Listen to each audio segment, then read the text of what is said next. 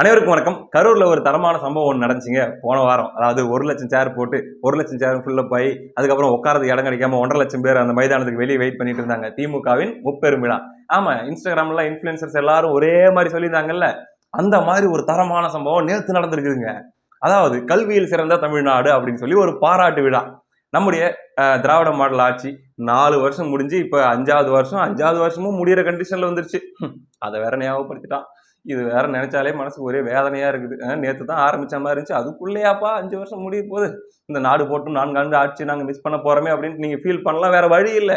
காலம் அவ்வளவு வேகமா ஓடுது. இன்னும் 6 மாசத்துல எலெக்ஷன் வரப்போகுது. இந்த நிலையிலே இந்த திராவிட மாடல் ஆட்சியை பாராட்டி ஒரு பாராட்டு விழா.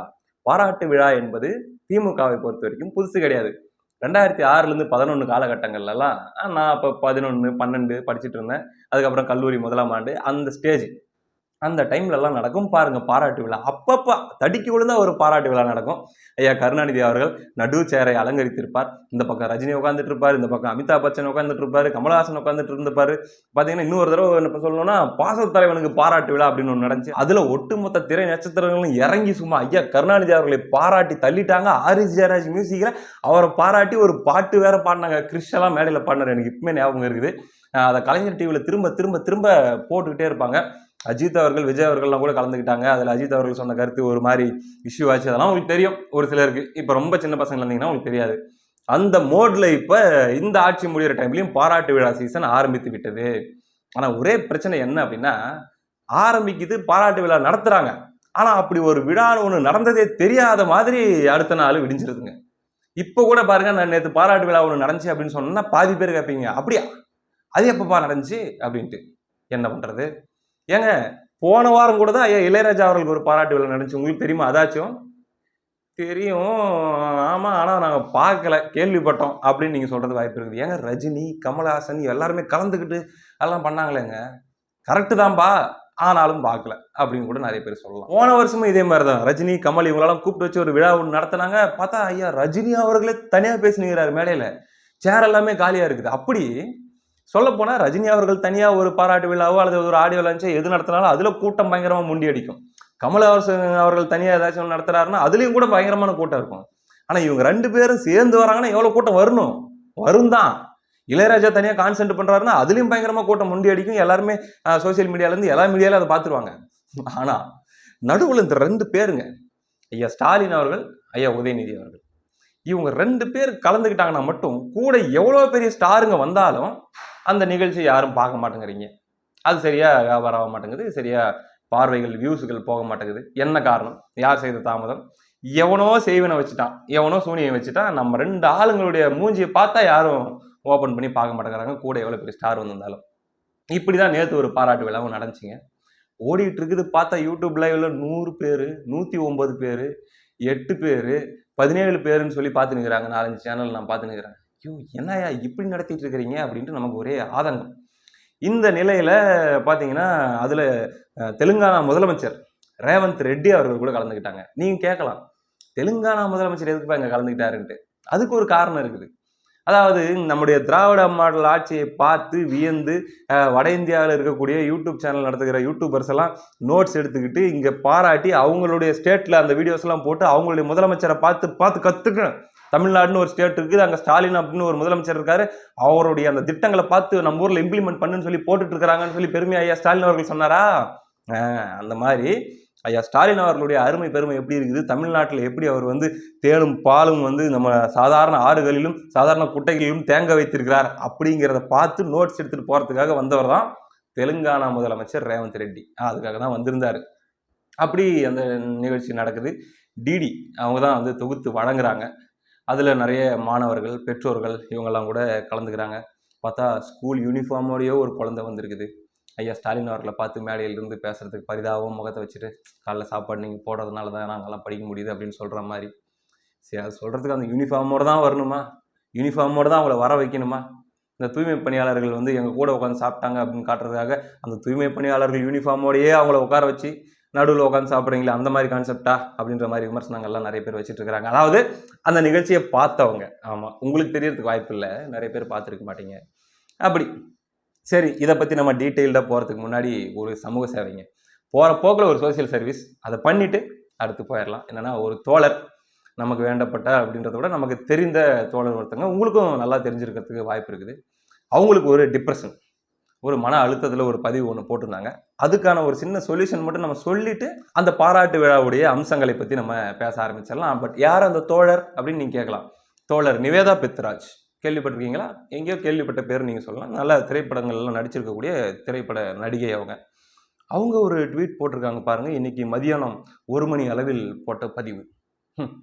செய்தி பார்க்க எந்த தளத்திற்கு போனாலும் கொலை, போர், கொடுமை காட்சிகள் எளிதாக பரிமாறப்படுகிறது. நாம் தேடாவிட்டாலும் தினமும் அதை நுகர்கிறோம். இந்த அளவு வன்முறை நம்முள் உள்ள மனிதத்தன்மையை அழித்துவிடும். தகவலை அறிய வேண்டுமென்றால் வேறு வழி தேவை அப்படின்னு சொல்லி ஒரு பதிவு போட்டிருந்தாங்க. ஆங்கிலத்தில் போட்டு அதை அவங்களே டிரான்ஸ்லேட்டும் பண்ணி போட்டிருக்காங்க. தோழர் நிவேதா பெத்ராஜ். எங்க திரும்பினாலும், எந்த மீடியாவை திருப்பினாலும் கொலை, கொடூரம், இங்க இத்தனை பேரை கொலை பண்ணிட்டாங்க, அங்க அத்தனை பேரை கொலை பண்ணிட்டாங்கன்னு சொல்லி எல்லாம் கெட்ட கெட்ட செய்தியா வருது. நல்ல செய்தியா, பாசிட்டிவான செய்தியா பார்க்குற மாதிரியான ஒரு சேனலை சொல்லுங்க, ஒரு மீடியாவை சொல்லுங்க அப்படின்னு சொல்லி கேட்குறாங்க. உதவி செஞ்சுதானே ஆகணும் நம்ம. அந்த அடிப்படையில் பார்க்கும்போது தோழர் நிவேதா பெத்ராஜ் என்ன பண்ணலாம் அப்படின்னா, உலக லெவலில் என்னால் உதவி செய்ய முடியாது. உலகத்தில் நடக்கிற கொடூரங்களை, கொடுமைகள் எல்லாம் பார்க்காம எப்படி தவிர்க்கிறதுன்னு எனக்கு ஐடியா சொல்ல தெரியல. ஆனால் தமிழ்நாட்டு லெவலில் நம்மக்கிட்ட ஒரு அம்சமான ஐடியா இருக்குதுங்க. ஒன்றும் இல்லை, கலைஞர் செய்திகள் அப்படின்னு சொல்லி ஒரு சேனல் இருக்குது. கலைஞர் டிவி, கலைஞர் செய்திகள். அந்த சேனலை 24 மணி நேரம் செய்தி சேனல். அதை மட்டும் நீங்கள் ஓப்பன் பண்ணிட்டீங்கன்னா தமிழ்நாடு லெவலில், நம்ம வெளியே அதுக்கு அப்பாற்பட்டு வேணாம், தமிழ்நாடு லெவலில் எந்த நெகட்டிவான செய்தியும் உங்கள் கண்ணில் படாது. கொலை நடந்துருச்சு, பாலியல் வன்புணர்வு நடந்துச்சு, சிறுமி கொடுமைக்குள்ளாக்கப்பட்டாங்க, அல்லது இவங்க ஆற்று மணல் கொள்ளை நடக்குது, அதை தடுக்க போனவங்க மேலே லாரி ஏற்றி கொண்டுட்டாங்க, டிராக்டர் ஏற்றி கொண்டுட்டாங்க, அப்படி இப்படி கிட்னி திருடுறாங்க, கிட்னி ஆட்டையை போட்டாங்க, உருவிட்டாங்க, கிட்னி சரியா இல்லைன்னு சொல்லி ஈரல் உருவிட்டாங்க அப்படின்ற மாதிரி எந்த செய்தியுமே உங்கள் கண்ணில் படாது. நெகட்டிவ் வைப்ரேஷனே உங்கள் மேலே படாது. பார்த்தீங்கன்னா முழுக்க முழுக்க பாசிட்டிவான குதூகலமான செய்திகளை பார்த்து ரசிக்கலாம். எந்த அளவிற்கு? முதலமைச்சர் ஐயா ஸ்டாலின் அவர்கள் கொளத்தூரை பார்வையிட சென்றார். அவர் பார்வையிட செல்லும் போது அங்கு எதேச்சியாக கூடிய நூற்றுக்கணக்கான பெண்கள் ஒரே மாதிரி உடை அணிந்து, அது என்ன உடை? கருப்பு சிவப்பு கலரிலான சேலை அணிந்து நடனமாடி அவரை வரவேற்றனர். எவ்வளவு ஒரு பாசிட்டிவான ஒரு செய்தி. அதை நீங்கள் பார்த்து ரசிக்கலாம். அதுபோக உதயநிதி ஸ்டாலின், நம்ம துணை முதலமைச்சர், அவருடைய தொகுதிக்கோ அல்லது வேற பகுதிக்கோ போகும்போது அங்க இளைஞர்கள் அதே மாதிரி கருப்பு சிவப்பு காம்போவில் பேட்டு, இந்த மாதிரி விளையாட்டு சம்பந்தப்பட்ட பொருட்கள்லாம் வைத்து நடனமாடி அவரை வரவேற்றார்கள் அப்படின்ட்டு பாசிட்டிவ் நியூஸ். அப்படி பார்க்கலாம். இன்னும் சொல்ல போனா ஐயா ஸ்டாலின் அவர்களுடைய அருமை பெருமைகளை பாராட்டி ஆப்பிரிக்க பழங்குடி மக்கள், அங்க இருக்கக்கூடிய பழங்குடியினர், அங்கங்க கென்யா பக்கத்துல, அவங்க கருப்பு சிவப்பு உடை அணிந்து கையில் ஐயா ஸ்டாலின் அவர்களுடைய படத்தை வைத்துக்கொண்டு அவர்களுடைய ஸ்டைலில் நடனம் ஆடினார்கள்ன்ற அந்த நடன காட்சியை நீங்க பார்க்கலாம். அப்புறம் பார்த்தா ஐயா ஸ்டாலின் அவர்களுடைய காலை உணவு திட்டத்தை பார்த்து வியந்து போன கனடா நாட்டு பிரதமர் அவருடைய நாட்டில் அந்த திட்டத்தை இம்ப்ளிமெண்ட் பண்ணியிருக்காரு. உலகமே போற்றக்கூடிய வகையில் தமிழ்நாடு சும்மா தக தக தக தகன்னு மின்னுது அப்படிங்கிற ஒரு பாசிட்டிவ் செய்தியை நீங்க பார்க்கலாம். இப்போ நான் டான்ஸ் ப்ரோக்ராம் பற்றி சொல்லியிருந்தேன் இல்லையா, ஐயா ஸ்டாலின் அவர்கள் வரும்போது அங்கே பெண்கள் நடனம் ஆடுற காட்சின்ட்டு, அதில் கூடுதலாக உங்களுக்கு இன்னொரு காட்சியும் கிடைக்கும். அது என்ன? அதாவது பக்கத்தில் ஐயா சேகர் பாபு அவர்கள் அந்த நடனத்திற்கு ஏற்றவாறு தன்னுடைய உடல் அசைவுகளை ஏற்படுத்தி தாளம் போடும் காட்சிகளையும் பார்க்கலாம். இது மட்டும் இல்லாம பார்த்தீங்கன்னா திடீர் என்று ஏழை எளிய பெண்கள், பாட்டிமார்கள், ரொம்ப வயதான, முகமெல்லாம் சுருங்கி போய் இருக்கிற ரொம்ப கஷ்டப்படுற பாட்டி கொடுக்குற பேட்டியும் நீங்க பார்க்கலாம். அந்த பேட்டியில அந்த பாட்டி ரொம்ப பெருமையா, நான் ரொம்ப சந்தோஷமா இருக்கிறேங்க, ஐயா ஸ்டாலின் அவர்கள் முதலமைச்சராக இருக்கிறதுனால நான் ரொம்ப ஹாப்பியா இருக்கேன் அப்படின்னு சொல்லி அவங்க 2 மொமெண்ட்டுகளை போடுற காட்சிகளையும் நீங்க பார்க்கலாம். இப்படி திரும்பும் திசையெல்லாம் உங்களுக்கு பாசிட்டிவ் நியூஸாவே கொட்டுற மாதிரி ஒரு மீடியாவை நான் உங்களுக்கு சஜஸ்ட் பண்ணியிருக்கிறேன். இதை விட ஒரு பெரிய சமூக சேவை யாருன்னா பண்ண முடியுமா? உங்களுடைய டிப்ரெஷனுக்காக நான் பண்ணியிருக்கிறேன். இல்லை சோசியல் மீடியா பக்கமும் நான் போவேன் அப்படின்றதா இருந்தால் நான் சில ஐடி பேர்லாம் சொல்கிறேன். எக்ஸாம்பிளுக்கு ஒரு ஐடி சொல்கிறேன்.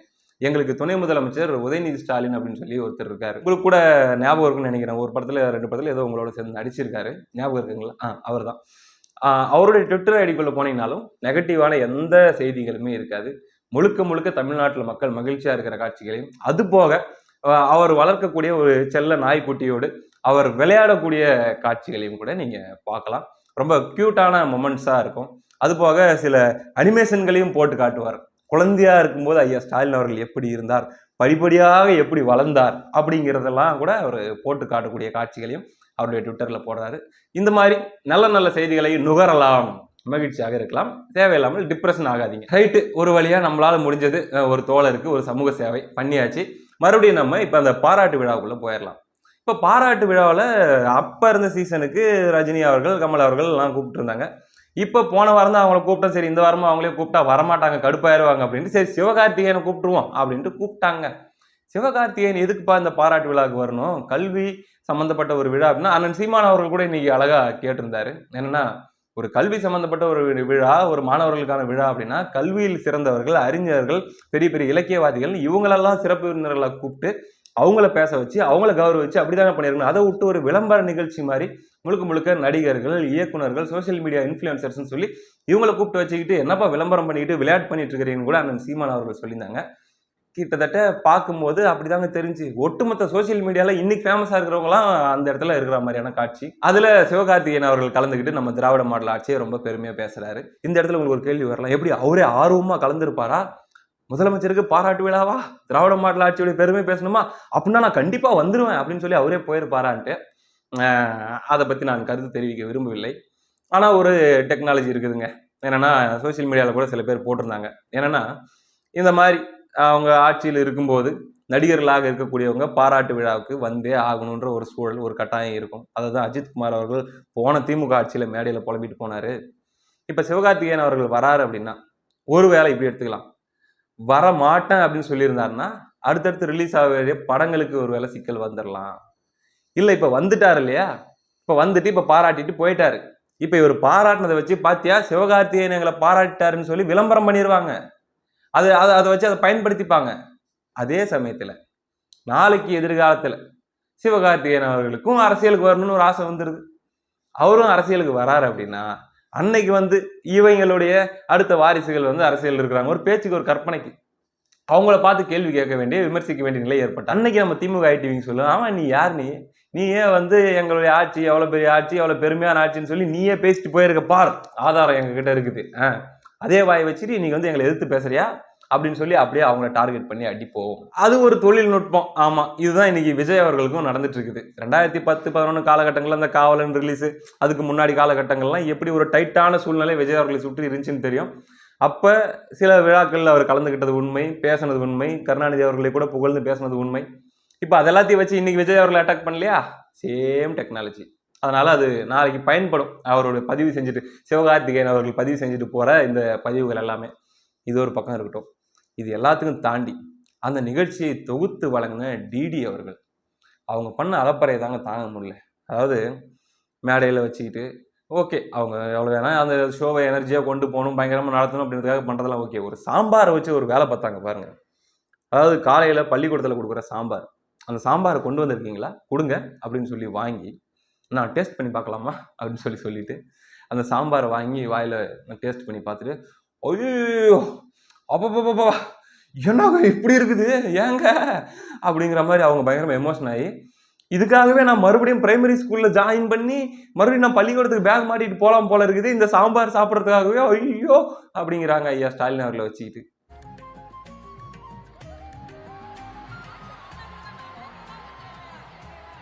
ஐயோ நிஜமாவே அருமையா இருக்குங்க சாம்பார். மேடம் இந்த கையில சமைச்சீங்க, வெச்சுவாங்க மேடம். இது உங்களுக்கு, இது எங்க சிஎம்க்கு வெச்சுவாங்க சார். இப்படி ஒரு சாம்பார் போட்டா நான் திரும்ப பிரைமரி போய் படிப்பேன் சார், அந்த மாதிரி இருக்கு. இந்த கொடூர கிரிஞ்சு காட்சிகளையும் நேற்று பார்க்க நேர்ந்தது. அது என்னமோ உண்மைதான், அது பயங்கரமான ஒரு சாம்பார் தான். டிடி அவர்கள் வந்து வெறும் ஸ்பூன்ல டேஸ்ட் பண்ணி பார்க்கறதோட நிறுத்திருக்க கூடாது. அது அப்படியே அந்த பாக்ஸோட வாங்கிக்கிட்டு கொடுங்க, டப்பாவை நாளைக்கு தரேன் அப்படின்னு சொல்லிட்டு அந்த பாக்ஸோட வாங்கிட்டு வீட்டுக்கு எடுத்துட்டு போயிட்டு ஒரு நேரம் போட்டு சாப்பிட்டு மீதி ஃப்ரிட்ஜில் வச்சுட்டு அடுத்த 2 நாளைக்கு சூடு பண்ணி சாப்பிட்டுருக்கணும். அந்த அளவுக்கு ஒரு தரமான சாம்பார், கிடைக்காத சாம்பார் அது. அதை வந்து அவங்க மறுபடியும் போய் நான் பள்ளிக்கூடத்தில் இதுக்காகவே சேரலாம் போலக்குதே அப்படின்னு கொடுத்த அந்த பில்டப்புகள்லாம் பார்க்க மிகவும் சுவாரஸ்யமாக இருந்தது அப்படின்றதையும் நம்ம அங்கே பதிவு பண்ணோம். அது போக பார்த்தோம்னா இயக்குனர்கள் மிஷ்கின், தியாகராஜன் குமார் ராஜா இவங்கெல்லாம் கூட கலந்துக்கிட்டு அப்படி சிலாகிச்சு பேசிட்டு இருந்தாங்க. அதில் தியாகராஜன் குமார் ராஜா அவர்கள் பேசின வீடியோ இன்னைக்கு பயங்கர வைரல். யார் பண்ணுறாங்கப்பா, மக்களா அப்படின்னா உடன்பிறப்புகள் தான், மக்கள் தானே அவங்களும், அவங்க தான் பண்ணுறாங்க. எடுத்து போட்டு பாரியா எப்படி பேசியிருக்கான் மனுஷன், என்ன அறிவு பா, சரியான சிந்தனையாளருங்க. பயங்கர அந்த ஆழமாக சிந்திக்கக்கூடிய தன்மைகள் அவர்கிட்ட இருக்குது. ரொம்ப நீளமாக எதிர்காலத்தை பற்றியும் சிந்திக்கக்கூடிய தன்மைகள் இருக்குது. நல்ல talent, such a talented person அப்படின்னு சொல்லி அவருடைய வீடியோவை பகிர்ந்துட்டு இருக்கிறாங்க. பார்த்தேன். அதுல தவேகாவை சேர்ந்த யாரோ ஒரு நண்பர் தான் போட்டிருந்தாப்புல ஒரு ட்வீட்.